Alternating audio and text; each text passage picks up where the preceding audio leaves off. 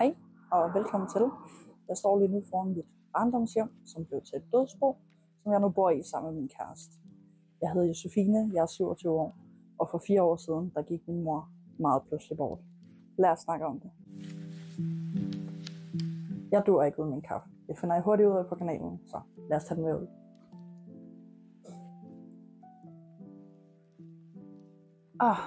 Hvor skal vi begynde? Som sagt, så gik min mor bort meget pludseligt af en akut lungebetændelse for 4 år siden. Jeg overtog huset. Det betyder så også, at der er nogle rum, som er fyldt med hendes ting og en masse følelser og minder. Jeg kommer til at have 2 projekter. Det ene, det er terrassen, som er virkelig rodet, som ikke er blevet taget så særlig godt af, men som jeg er helt sikker på kan blive til en mega fed terrasse. Mit andet projekt, det er kælderen, som helt sikkert også bliver sværeste projekt for mig, fordi det er der, jeg har alle min mors ejendele, alle hendes ting, alle hendes minder. Det bliver en hård proces at gå igennem.